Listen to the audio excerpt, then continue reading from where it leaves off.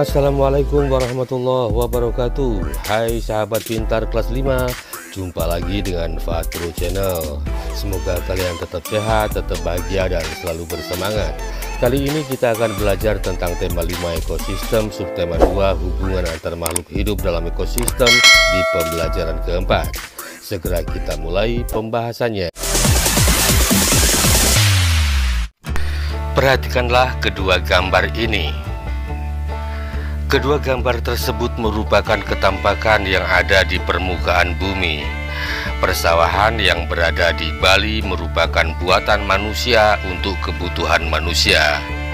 Ketampakan berupa sawah merupakan salah satu contoh ketampakan buatan.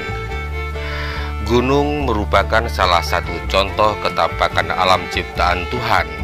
Contoh Gunung Sinabung di Sumatera Utara. Terdapat banyak ketampakan alam dan buatan di sekitar kita. Contoh lain ketampakan alam diantaranya adalah laut, danau, hutan, dan dataran tinggi. Sedangkan ketampakan buatan contohnya adalah bandara, jalan raya, empang, dan perkebunan. Tentu saja masih banyak contoh-contoh yang lainnya. Sahabat pintar, terdapat banyak sekali ketampakan alam dan buatan di sekitar kita. Bahkan banyak ketampakan alam dan buatan yang menjadi tempat wisata menarik. Salah satunya adalah kebun teh di Puncak Bogor. Indahnya kebun teh di Puncak Bogor. Puncak adalah sebuah kawasan wisata pegunungan yang termasuk ke dalam wilayah Kabupaten Bogor dan Kabupaten Cianjur, Provinsi Jawa Barat. Kawasan Puncak terletak 70 km sebelah selatan Jakarta. Kawasan ini terletak di kaki dan lereng Pegunungan Gede Pangrango dan sebagian besar merupakan bagian dari kawasan Taman Nasional Gunung Gede Pangrango. Di kawasan ini terdapat sebuah perkebunan teh yang telah dibangun sejak masa pemerintahan kolonial Belanda. Perkebunan ini kini berubah nama menjadi PT Perkebunan Nusantara 8 Gunung Mas. Perkebunan teh ini membentang di antara bukit-bukit yang ada di kawasan puncak. Tanaman teh ditanam sedemikian rupa sehingga menghasilkan pemandangan alam yang indah. Tanaman teh ditanam dengan rapi sesuai kontur perbukitan. Selain keindahan alam, kesejukan kawasan ini menjadikan Puncak sebagai daerah pegunungan wisata yang selalu ramai dikunjungi para wisatawan. Dikarenakan posisinya yang berada di kaki dan lereng Pegunungan Gede Pangrango, udara kawasan ini menjadi sejuk bahkan cenderung dingin. Inilah yang membuat daerah Puncak Bogor sangat cocok untuk budidaya tanaman perkebunan. Selain perkebunan teh, di daerah Puncak dapat kita temui juga perkebunan kopi, pala, tanaman hias, dan perkebunan buah seperti stroberi dan sayur mayur. Sahabat pintar, berdasarkan bacaan tadi, buatlah pertanyaan dan jawaban menggunakan kalimat lengkap dan ejaan yang benar. Berikut ini adalah contoh dari pertanyaan dan jawaban tersebut. Pertanyaan yang pertama, apa nama perkebunan di kawasan Puncak? Perkebunan di kawasan Puncak bernama PT Perkebunan Nusantara 8 Gunung Mas. Pertanyaan kedua, di mana letak kawasan Puncak? Kawasan Puncak terletak di wilayah Kabupaten Bogor dan Kabupaten Cianjur, Provinsi Jawa Barat. Ketiga, berapa jarak kawasan Puncak dari Jakarta? Kawasan Puncak berjarak 70 km sebelah selatan Jakarta. Pertanyaan keempat, kapan perkebunan teh di kawasan Puncak dibangun? Perkebunan teh di kawasan Puncak dibangun sejak masa pemerintahan kolonial Belanda. Pertanyaan kelima, Mengapa kawasan puncak sangat cocok untuk budidaya tanaman perkebunan? Kawasan puncak sangat cocok untuk budidaya tanaman perkebunan karena kawasan ini sejuk bahkan cenderung dingin. Pertanyaan terakhir, bagaimana kunjungan wisatawan di kawasan puncak?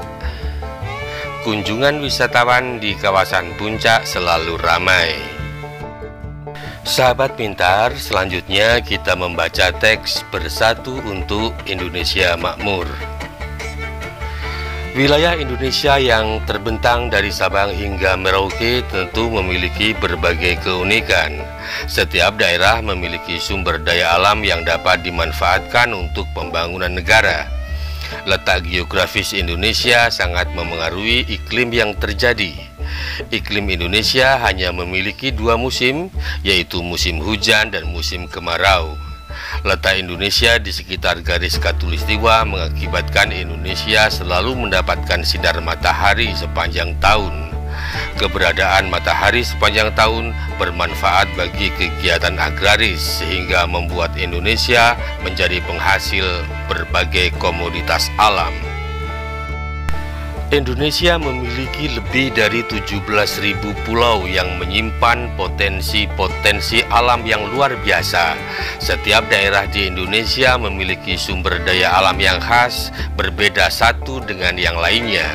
Kekayaan alam dan hasil bumi Indonesia tidak perlu diragukan. Diperlukan usaha untuk mengelolanya dengan benar dan untuk sebesar-besar kemakmuran rakyat, seperti yang diamanatkan oleh Undang-Undang Dasar 1945. Persatuan dan kesatuan mutlak diperlukan untuk menyatukan tujuan pengelolaan sumber daya alam dan hasil bumi Indonesia. Tanpa persatuan dan kesatuan, kemakmuran rakyat Indonesia tidak akan tercapai. Setiap daerah bekerja sama dan saling mengisi untuk mengelola sumber daya dan hasil bumi. Kemakmuran masyarakat tidak hanya untuk masyarakat daerah tertentu, tetapi untuk seluruh masyarakat Indonesia. Oleh karenanya, setiap usaha pengelolaan sumber daya dan hasil bumi adalah untuk sebesar-besar kemakmuran rakyat.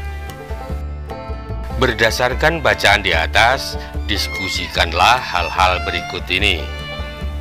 Yang pertama, tentang manfaat persatuan dan kesatuan dalam mengelola sumber daya alam dan hasil bumi. Dengan persatuan dan kesatuan dalam mengelola hasil bumi, pengelolaan sumber daya alam menjadi lebih meningkat. Hasil sumber daya alam dapat tersebar secara merata dan kemakmuran masyarakat akan meningkat pula. Berikutnya tentang hal-hal yang dapat terjadi jika sumber daya alam dan hasil bumi tidak dikelola dengan mengedepankan persatuan dan kesatuan. Jika pengelolaan sumber daya alam tidak mengedepankan persatuan dan kesatuan, maka akan timbul beberapa masalah. Di antaranya adalah terjadi ketimpangan pertumbuhan ekonomi antara daerah yang memiliki sumber daya alam yang melimpah dengan daerah yang memiliki sedikit sumber daya alam. Kemudian, berikan contoh menggunakan dua daerah yang mempunyai ketampakan dan sumber daya alam yang berbeda. Misalnya saja antara Provinsi Aceh dengan Provinsi Lampung. Provinsi Aceh memiliki sumber daya alam minyak bumi dan gas alam yang melimpah, sementara Lampung memiliki sumber daya alam yang sedikit. Dengan adanya persatuan dan kesatuan, kekayaan alam Aceh yang melimpah juga dapat dinikmati oleh masyarakat Lampung.